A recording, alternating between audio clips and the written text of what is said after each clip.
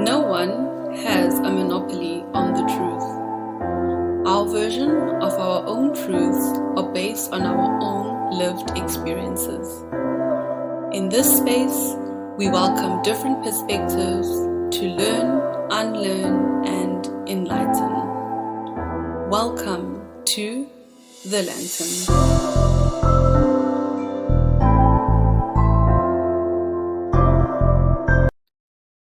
Hello, everyone, and welcome to the Lantern podcast. I'm so excited to have Avni Hirani with me on today's episode. Avni is a mental health and wellness ambassador for Seize the Light. Avni studied a undergrad in psychology at the University of Sussex, and she is interested in exploring the interconnectedness between the body, mind, spirit, and soul. And that's what led Avni and I to meet one another. When I saw this description on her resume, it drew me in because obviously, as somebody who has studied psychology principles from a holistic perspective, I was interested and curious of also deepening my own knowledge and understanding the science behind what I've been learning from a holistic perspective. So welcome, Avni. Thank you. Thank you for having me here. So would you like to take us through why you decided to pursue studies in psychology? Well, for me, psychology has been obviously a great journey throughout my whole life.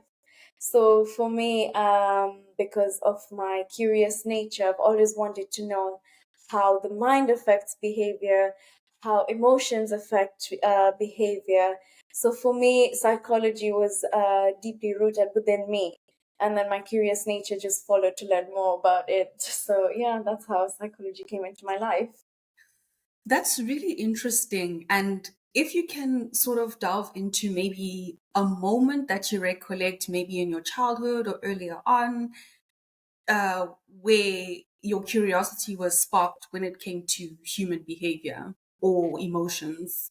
So mostly, I would talk about my emotional experience, where obviously, as a child growing up, obviously I just didn't know how to express my emotions.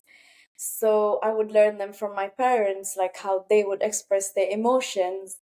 And I would always wonder that how certain emotions have a certain behavior expression, like let's say like anger, would always have like, a very like tense body and just lots of screaming, lots of shouting.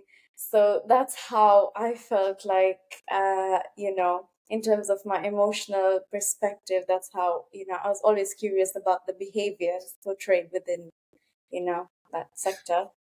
That's that's very interesting that you say that you learned about emotions through the your emotional interaction between you and your parents. Yeah. So, I mean, I just want to delve a little deeper into that, and I hope that you don't mind, because of course this is not anything that we have rehearsed. But um, what would you say was the emotional relationship like between yourself and your parents? Would you say your household was one where emotions were suppressed, or was it one where emotions were allowed to be expressed? And how was that handled in your household? I would say in my household, emotions were expressed. And from my mother's experiences, I was a very expressive child. Like, be it anger or love or anything, like, I would readily express it till now. So for me, that's something I learned from my parents because I never knew as children grow up, they tend to learn emotional expression from their parents because children are observant by nature. Um, they don't know how to label or identify their emotions or their emotional triggers. So that's something I learned from my parents. So especially my mom, because obviously the mother and child um, have a more emotional bond growing up. So obviously that's something that I learned from my parents, I would say.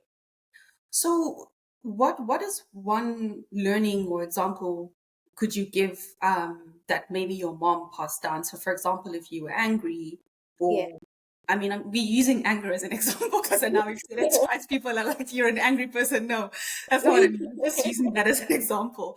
How would she address that emotion of anger or you throwing a temper tantrum? So for my mom, the best way that I found that she dealt with my anger, because I always needed space after anger.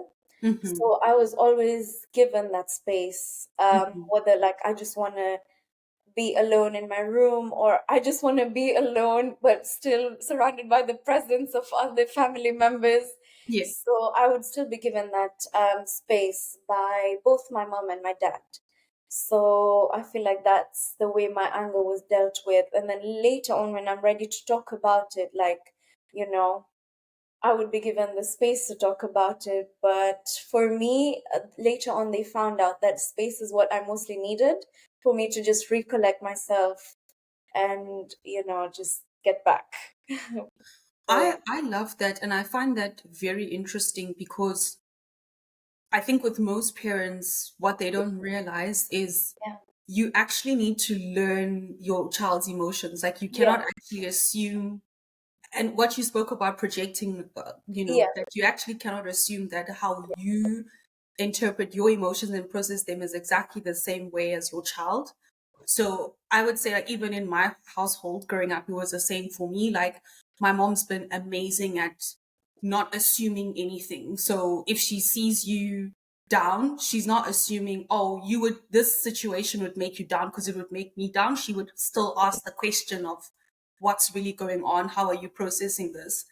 Yeah. So I think that assumption is detrimental. Like, it's important to still ask the question and not assume Yeah, the I same. feel like that's the biggest challenge as adults as well, when we tend to even assume our own emotions, because sometimes instead of getting down to the root cause of the emotions, we just assume that it's some event that's taken place that's causing this emotion to arise within us.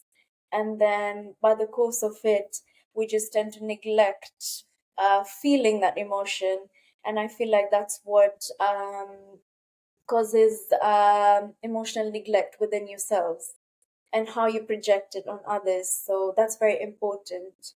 And as parents, I feel like it's also necessary that parents should also check in with their own emotions, because they tend to also project it on their children. So whichever emotion is that they're feeling, so whoever it is, regardless, it's a necessity to check down with your emotions. I love everything you said, and you've said so much. I'm going to try and break it up a little bit more so we can delve deeper into emotions. Because, as you know, this for me is the foundational principle for Seize the Light, exploring Yeah, the interconnectedness between emotional intelligence and mindfulness. Because I honestly believe that if you don't have a consistent mindfulness practice and you don't have that self awareness, you can't develop emotional intelligence. Because yeah, I think a lot of people don't know that it's not something that you're born with. yeah, And I didn't know that. It was only through me deepening my knowledge that I understood that this is not something that you're born with. It's something that you learn. develop. But then tracking it back that where your first experience of learning emotions comes from your household. So if your Yeah, household is a suppressive household of, don't cry, don't this, then you kind of go into the world with that yeah, suppressed nature without even realizing it. And yeah, then you don't have a healthy relationship with emotions, which I also struggle with people who are emotionless because I'm like, that's also not normal. yeah, Yeah. yeah. So, what would you say, in your own view, is the interconnectedness between emotional intelligence, psychology, and mindfulness?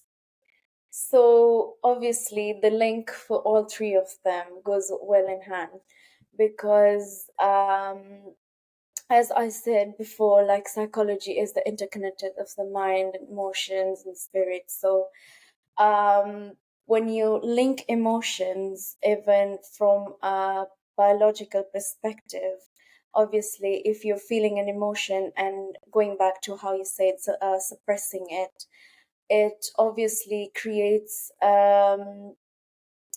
like I would say negative field around you, Mm. because the more you suppress, the more it's the suppressing energy is just projected around you.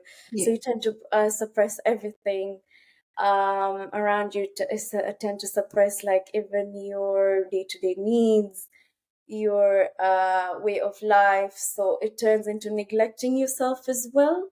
Mm. So I would say it's deeply rooted, because if you don't understand your own emotions and you don't understand the root causes behind it, then it's trouble. So yeah.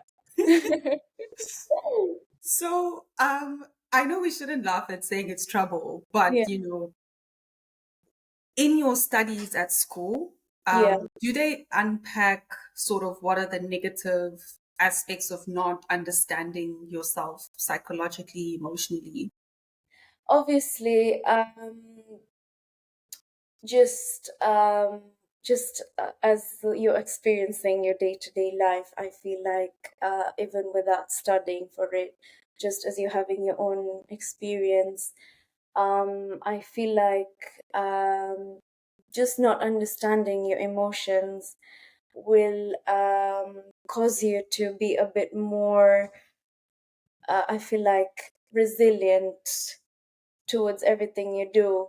Especially, like, I would give an example at a time in my life when I didn't understand what I was going through, when I Mm, didn't understand my own emotions and I was suppressing them. It was causing like an overflow of emotions, of the same emotion. Like if I would suppress myself from crying, mm, I would even cry even more. And what would frustrate me is that the cry would be mixed with other emotions as well, and you're mm, not understanding it.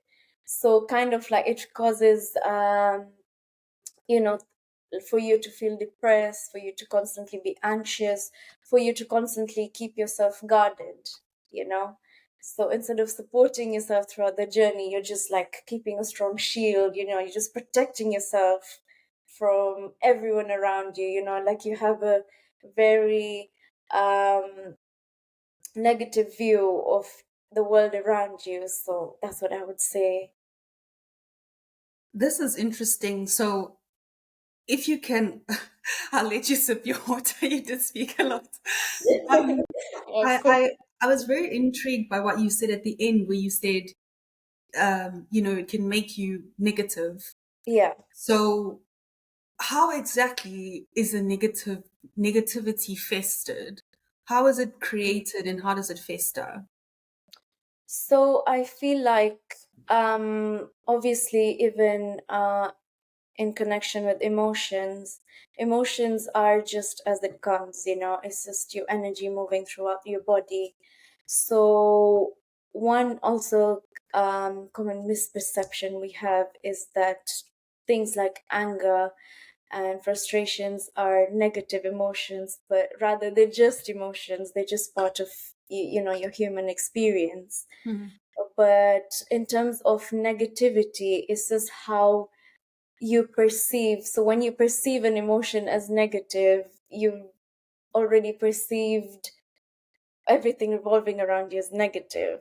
mm, So you see, like if you view anger as a very negative emotion, it's just gonna perceive you as it may like make you perceive the world as a very like you know angry person. angry place, like Yeah, yeah, unhappy place, like full of misery.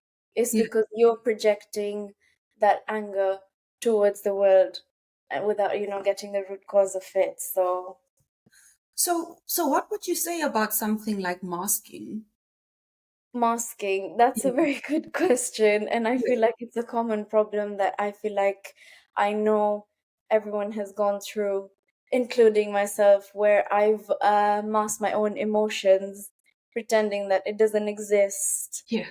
And because obviously that comes from you burying your emotions in your unconscious mind, and obviously it's not coming into your consciousness. So definitely it's a it's a common problem that everyone faces. including myself. So yeah. So, I mean, there's lots that I want to unpack, and then also obviously provide solutions to the audience. But Yeah. in terms of, let's say, for example, because it seems like your household and my household have been healthy examples, but I mean, let's not create the perception that it was all landy dandy. Yeah. Um, yeah, I don't want to create that perception because you Yeah. go down the track, but I'm not, this is not my podcast to throw my mom under the bus yet. That one Yeah. is still coming because she knows that there's a lot of things I'm like, I blame you for this because you did this. So this is not the one for that because that one I'll Yeah. have her on. But um, where emotions are not taught at home Yeah. and maybe somebody then goes into a negative mindset and then they don't understand where exactly they can start even learning about this. Yeah. What do you think is the solution for somebody like that who may just be unaware of anything we're saying right now? What do you To think? just feel, to just allow it. Let that energy flow through you. Whatever it is, just let it flow through you. Because obviously it's going to be a constant cycle of not feeling, suppressing, and then again you're like in a very miserable state with yourself. So I would just say just to feel as it comes, whether it's frustration or anger. Mostly I talk about these emotions because it just has a very negative view on it, but they're just emotions. Yeah. Even growing up, like how I viewed it is that it's very negative. You shouldn't express it. So yeah, especially I would say it's common in teenagers where they don't allow themselves to feel these emotions, and then later on they just erupt with these emotions at some point in their lives. So yeah. I mean, I love your solution in being just feel, Yeah. but I think a lot of people are numbing. Yeah. And that's something that I've started to sort of write about. Yeah. Like particularly in the legal industry, people are very good at numbing. They drink, they have all these, escapist Escape. mechanisms that Yeah. they use Yeah. not to feel. Yeah. So what is the actual, I don't want, it's not even an impediment to feeling, but why are people scared to feel? Why do you think people are scared to feel? I would say it's mostly to do with how they're taught.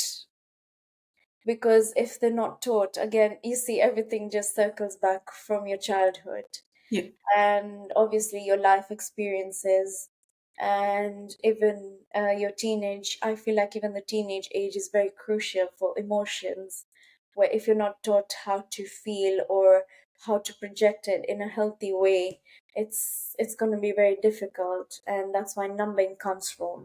Mm. And I would say it's more about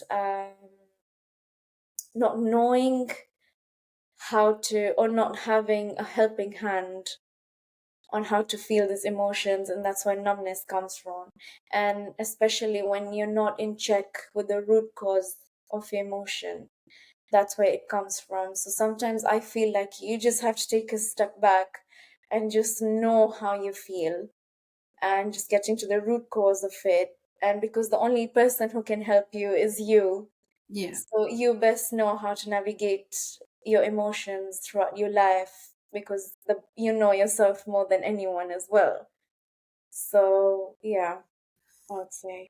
I love what you've said about you knowing yourself, because again, in previous podcasts, I've said that if you don't get to know yourself, you'll actually never get to know other people because again, you can only really meet other people as deeply as you've known yourself. Know yourself, yeah. And what's interesting to me is that when you ask somebody oh, Avni, who are you? Like people will always lead with, I'm a bachelor, undergrad psychology graduate, like, but that's what you do. You That's do, not who you yes. are. Who you are, Yeah. exactly.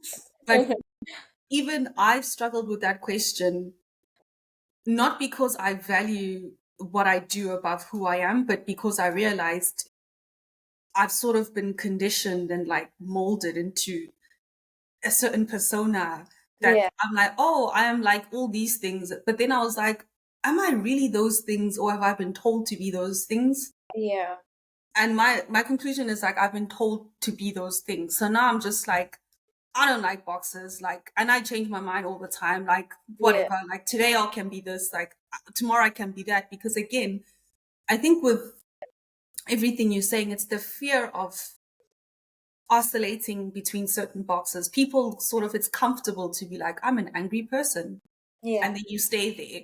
But then to realize that there's a range, because even in anger, right, there's probably a scale of like 0 to 10. It doesn't mean that every time your anger level is at a 10, you 10, know, exactly. that's Yeah, problematic, because then you're probably like at a like serial killer level, which is not. yeah, um, but everything, I think is, it's a contrast, it's a balance. But I think, like, again, like you said, knowing how to label things and knowing that that's okay. So if I put myself in the happy box, I don't have to stay in the happy box. If I feel happy today and I don't feel happy tomorrow, like, so be it. But I yeah. think the problem again is that if people have identified you, Avni, as a happy Happy person, person. tomorrow you don't want to be sad, because then people are like, oh, like, what happened? Like, I thought you were happy. And it's like, it's actually very normal to fluctuate. Yeah, it's a need to just live up to the so-called image that you've created for yourself. So I feel like it's even happiness, it's very paradoxical because for most people it's like I'm happy. I constantly have to be happy to feel good, you know. Even though happiness is something we all want, but it's something we have to create from within. And when people chase, the more they chase after it, they're chasing for it outwards, not inwards. Mm. So they're not creating a space around themselves where they're happy. They're looking for other things that make them happy, if that makes sense, because, the world is a reflection.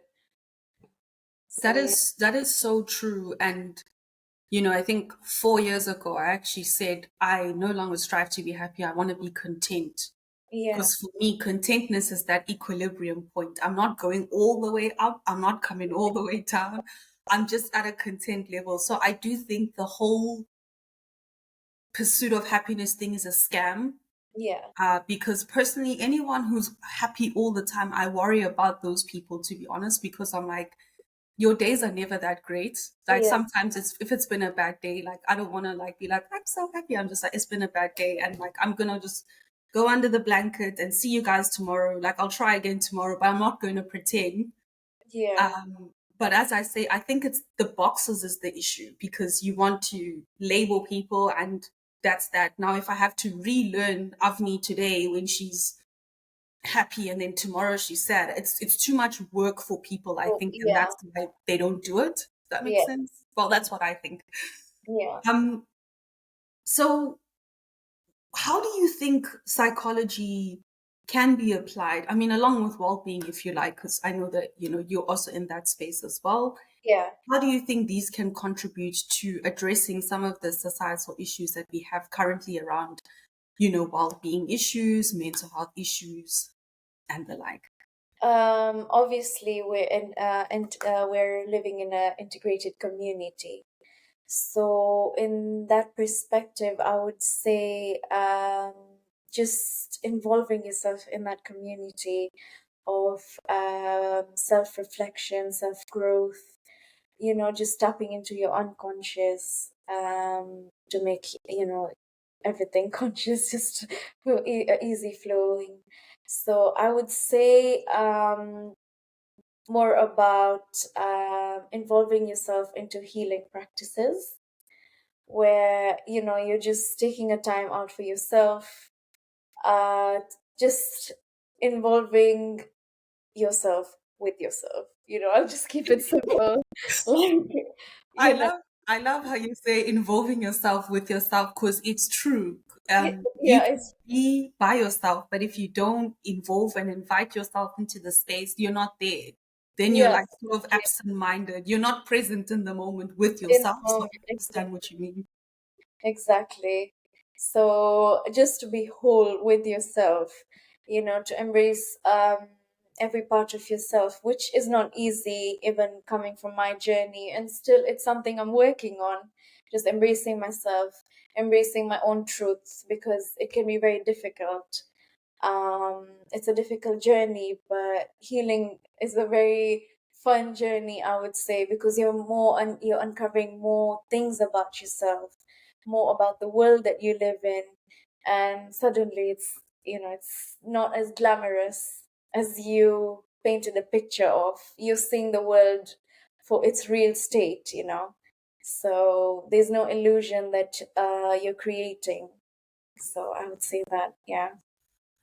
I love that you said that about, us romanticizing the world and going Yeah, on the healing journey is not the journey that people think it is. yeah, And I think that's something that social media is doing a bad job of at the moment, because if you look at like what healing is and self-care and all of these things, they make it look so great, whereas it's actually really painful because you're unraveling all the trauma, yeah, all the emotions that come to the surface. You're dealing with quite a lot, and then you're yeah, dealing with the past while you're still in the present and while you're trying to get to your future. yeah, So that's what I found overwhelming in the beginning. That was like, wow, okay, I have to understand what happened like when I was 5, and then how that plays to where I'm now, but then how that will impact my future. yeah, And then I was like, there's a lot of knowledge to process, a lot of yeah, emotions to process. And obviously, I think we've spoken about this where, with my own yoga journey yeah, and understanding how emotions affect certain parts of the body. For me, yeah, that was the game changer, because yeah, in understanding that, stored emotions are in the hips, and yeah, then you not being able to do certain yoga postures is a byproduct of that stagnant emotion. yeah, So that's what, for me, was the catalyst of really delving into the philosophy and understanding the text, like the yoga anatomy, the philosophy behind it, not yeah, just like the asanas that you see, the yoga poses that yeah. you see on the mat. But again, I would still ask the question, what practices can people involve themselves? Because I know you said healing, I know you said self-care, but Yeah. what is maybe a simpler, everyday sort of kind of practice do you think people can start if they want to start on this journey of getting to know themselves? I mean, it's all simple. It's all starts with the simplest thing. Nothing is as complicated as our mind makes it to be.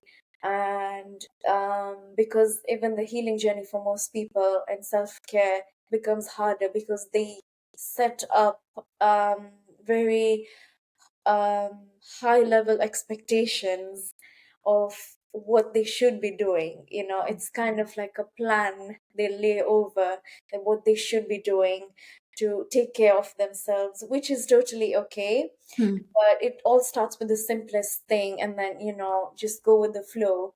So I would say just be in nature as much as you can, involving yourself in nature, just taking the warmth of the sun, the heat of the sun, and just taking the smell of the rain, the smell of nature. And all these things are healing because, again, you're back to where you came from, you know. So I feel like it's all in the simplest thing, get the vitamin D, eat whole foods as much as you can, nourish yourself, and all that just reflects from within. And, it's just going to be easier walking along with it. So, Thanks for those recommendations. I think that those will be helpful to those that may not know where to start. yeah. So what are some of your favorite self-care practices that connect you back to yourself? Well, mostly cause I'm a nature loving person. I've always, cause that's how my childhood has been, living in the countryside. I've always been surrounded by nature. And although it was difficult coming to UK because I wasn't accessing nature as closely as I would back home. Hmm. So for me, it's just wherever I can find a source of nature, be it the beach, be it, just laying in grass, just stepping on grass, like, or even smelling the rain. It's as simple as that, just to ground me back to myself. And obviously, meditating and just being in check with myself is how I practice self care. you know. I love that you said meditation, and I feel like again, it's like my second guest is recommending meditation. Yeah, People are going to start to think that these are sponsored by yeah, Sister Light, and they are not. I do know that you meditate, but that's because we've spoken about yeah, other holistic well-being yeah. before this. So I love that. Are you able to maybe elaborate on how exactly meditation helps you with your emotional regulation? Well, because I get in root with who I am, like not just Avni or this, just just my spirit. Hmm. And once I take the breath in and I focus on the exchange of the breaths, within my body, within my lungs, and I'm exhaling and inhaling. And as I'm coming to that, and I can feel sometimes in which part of my body, as I'm more in check, more deeply into my meditation, which part of my body is storing a very tense emotion. And I just go by my bodily sensations. I just allow it to guide me. And in terms of my emotions, I would just sense which part. And for me, mostly it would be on my lung, because that's where I would store my anxiety and my Yeah. throat. Yeah. Because obviously, when you're unable to communicate your feelings and your needs, it stores in your throat. Mhm. So mostly I feel the sensation in my throat. And then, after I wake up from my meditation, like I just journal it down, just write however I felt. And that just helped me open up, just helped me communicate. So it was easy flowing. So yeah. I would recommend that. I love that, and thank you for sharing that. It's interesting that you mentioned the throat and the lungs, Yeah, because obviously within holistic health, that would be block throat chakra. yeah, Um, the heart, obviously, with the lungs is the blocked heart chakra. yeah, Which is interesting because, as I say, I do see the two systems working in tandem. yeah, Um, but I mean, I'm not sure because I think some people still see them as exclusive ways of living or thought systems yeah, or educational systems. Whereas in my mind, it just kind of feels like the West has sort of taken a lot of the principles and teachings yeah, um, from the holistic side of things, and then sort of tailor made that in a form that's kind of more palatable, maybe for the West to understand what's going on. yeah, So I don't know if I'm right or wrong about that, because to my mind, everything you told me about psychology, I understand. yeah, To me, I feel like it's the same. Whereas I feel like it's the same. I feel like psychology is the science, but yeah. then the holistic side is the action. It's the practice of Yeah, applying the science. So yeah, would I be correct in saying that? yeah. It's basically that's what it is when you combine psychology and holistic practices. So yeah, So you expressed your interest that when you delve deeper into your psychology, yeah. you want to integrate the two. So do you maybe want to talk to how exactly you see yourself integrating the two systems? So already it feels like throughout my journey, whether life journey or just psychology, came into studying it at a deeper level.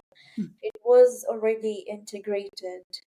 So for me to integrate it even more is just focus on my journey of self growth, self exploration, just being deeply rooted within myself, and, just knowing when I'm projecting things onto others. It's just the tiny little things like that, like taking a step back and actually reflecting your actions through. So I feel like that's what I would see the course of life going towards.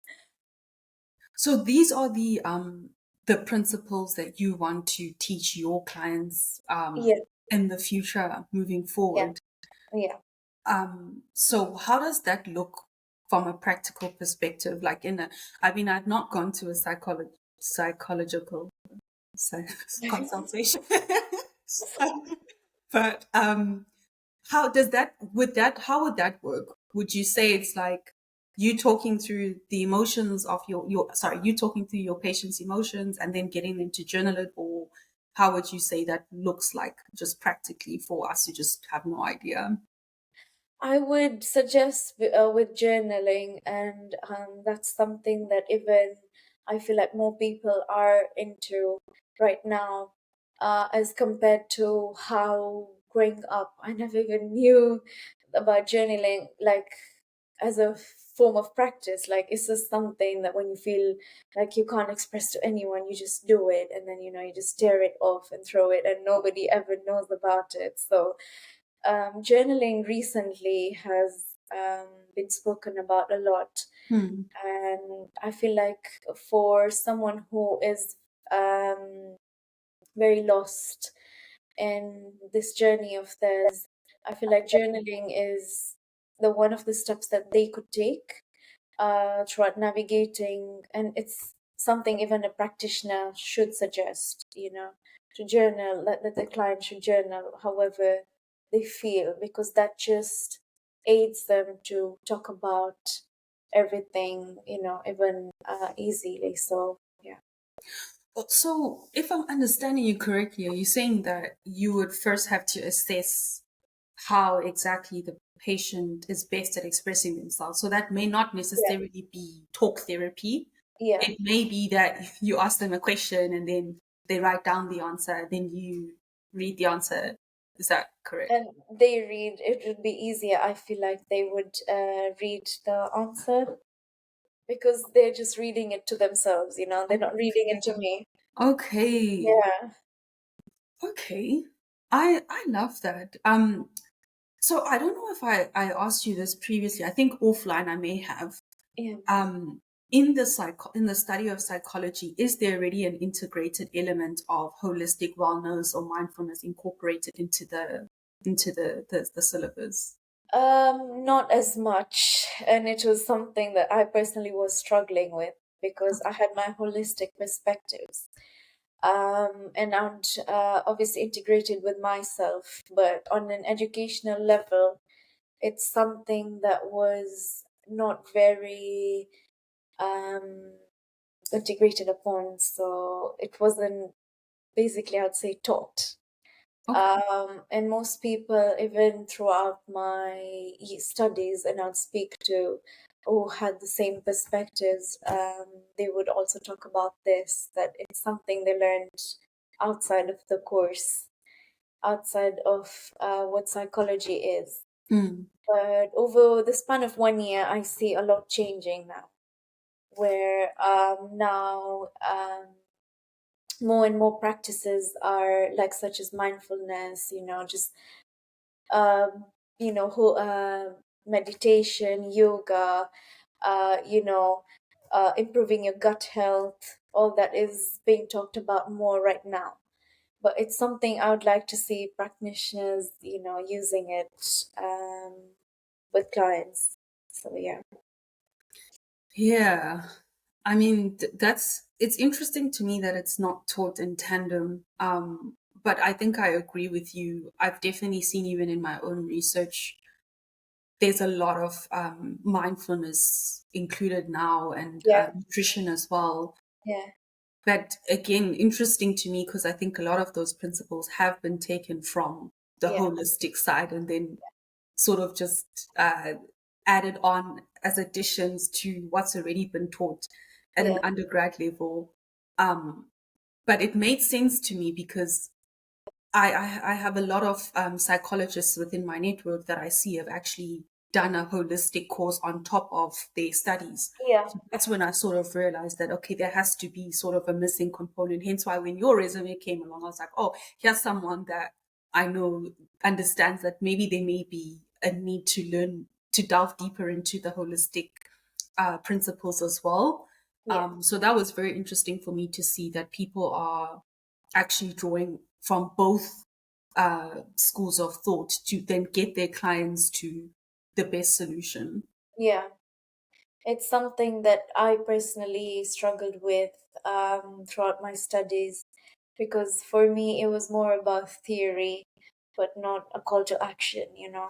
So that's where I feel like, because it was also, I was just starting my journey into adulthood, and obviously where my curiosity lies, um, I was trying to take that journey, but it wasn't very smooth flowing as I thought it was, because there's some setbacks Mm, within the education system, within the syllabus, that just made me feel like, psychology is taught a bit differently than to what it is right now. So, yeah. So, what would be your advice, or what insights would you give to somebody who may potentially want to pursue psychology?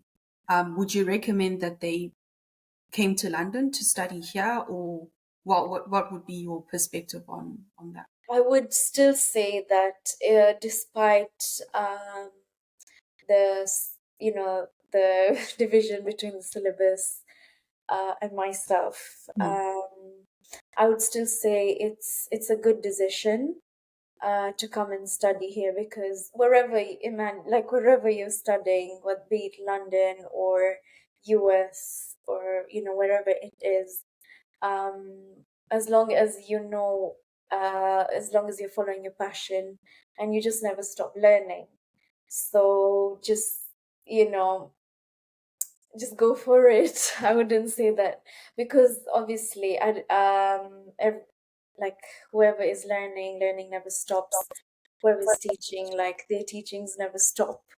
They themselves are learning new things, so it's constantly evolving. So I would say give it a chance. Definitely give it a chance.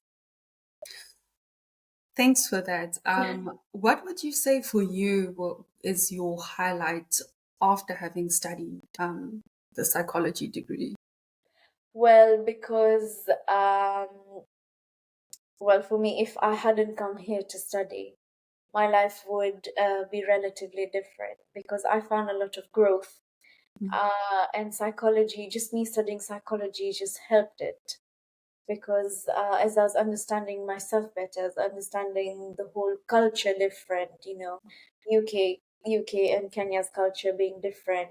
So just being a part of it, knowing the how people think, knowing how people navigate themselves, and living in different places, is something that I really found interesting, and it's something that I just went by. So for me, it was a very beautiful journey still, yeah, and I psychology love I love. aided all that. So Sorry, I didn't mean to cut you there.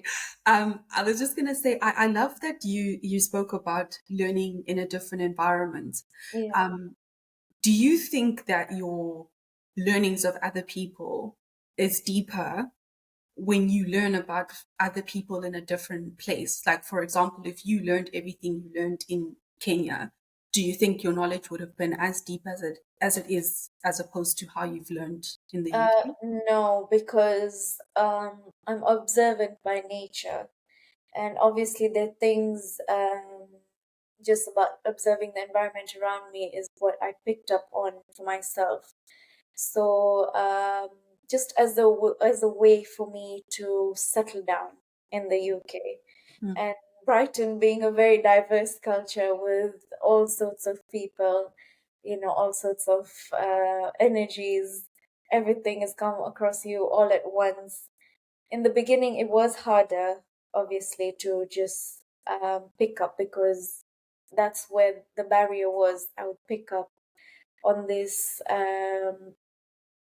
environment around me, but it would stick around me. I wouldn't be able to separate myself from it when you're to get too much.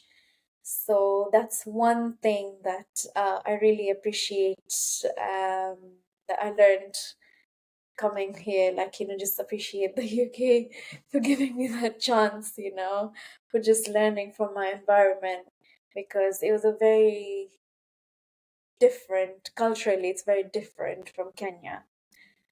growing up, it was obviously a lot easier there, I would say, than living here. So just knowing how people live and how they navigate through their everyday life was a journey of its own.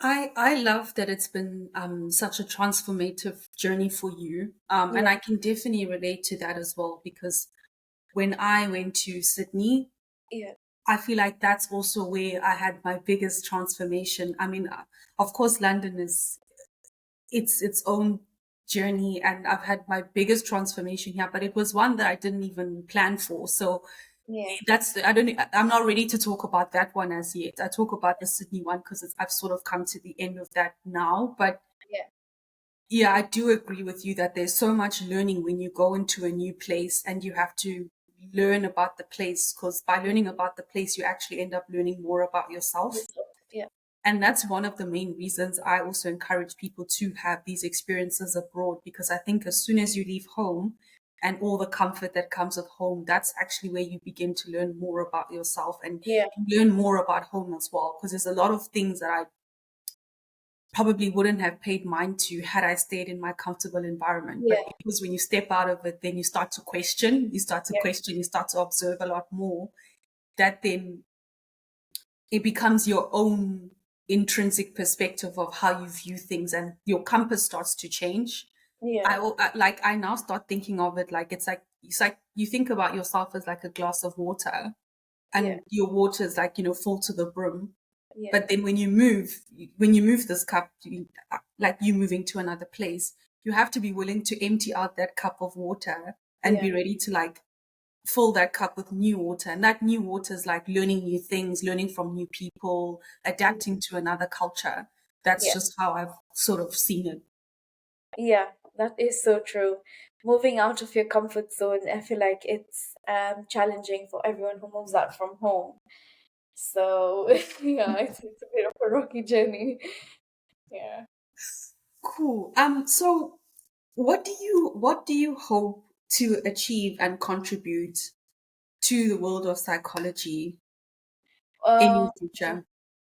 in general, because I mean, psychology is a lifelong journey for me now, and just learning and growing with it. Um, and I just hope to just gain new perspectives, gain new knowledge, just gain more insights onto this beautiful journey. And with it, just navigate through everything because you never stop learning as well. So it's a very growing, emerging field that it can be applied to anything because once you're connecting your mind and body and behavior, so it's not as complex as you think it is.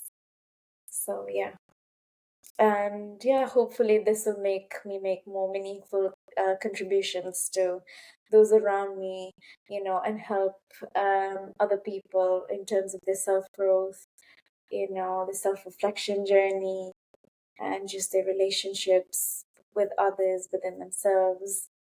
So yeah, and just be a source of support for them. I love that, and I think that that is exactly what you'll be able to do. I mean, my personal experience of you is obviously that you're very grounded in by nature. Yeah, So I love that that's where you operate from, but I also love that you're not yeah, too precious about the science. yeah, You also understand the holistic side. So to me, I love that you open-minded. yeah, And I think that's how like me and you have had great conversations offline just about life and yeah, growth and transformation. And I think it's important to surround yourself with like-minded people, yeah, because that's how you grow. yeah. Um, I think the other time you told me like your soul tribe. I forgot the quote now, but Oh, um, I with, forgot, but it was something about your soul tribe. But I think that, you can only really find your soul tribe when you are fully aligned with your true self, your true yeah, purpose, right? So it's important to like get to know who you are and delve deeper into who you are as a person, yeah, and understanding your emotions, because it's such an important part of who you are. yeah, But as we close out this podcast, is there any thing that you would like to leave with the listeners? I would say maybe focusing on them exploring their emotions more, holistic health, psychology, maybe just some salient points that you would like to leave with our viewers. I would just say start with the simplest things because that's, it's not so complicated. It's just how you view it, how your mind will obviously view it as complicated. It's as simple as you want to take it. So, like how we said, just start with the simplest thing, like just eating right, listening to your body, listening to your sensations, listening to how you feel, and just allowing yourself to feel, just being in nature, just being grounded, because that's where it all emerges from. So yeah. Well, there you have it, your tips from Avni. Thanks, Avni, so much for being on the podcast. I mean, this was quite an informative episode from my own perspective. As I say, I think as a teacher, you also have to keep learning. Yeah. So I still call myself a student because Yeah. I definitely try and learn as much as I can all the time because that's the only Yeah. way that I also grow. And then I'm also able to teach people Teach people. better within Yeah. the space that I'm operating in. Yeah. So this was very insightful. Yeah. And It's been an honor. I've learned so much about you as well. Thank you. well, thanks to everyone who's listened to this episode of the Lantern Podcast. You can let us know in the comments as to how you found the episode. If you have any further questions for myself and Avni, feel free to leave them in the description box and we will try and get back to you. We're here to support everybody on their journey to wellness. And I think for me, takeaway point from this episode is it is okay to feel and get to know yourself, understand your emotions, have positive associations with your emotions, um, and seize every opportunity. Yeah. Thank you. Avni, Thank you so much. thank you. All Thank right. See you guys on the next one. Bye. Thank you for listening to this episode. Seize the light within yourself with love, the lantern.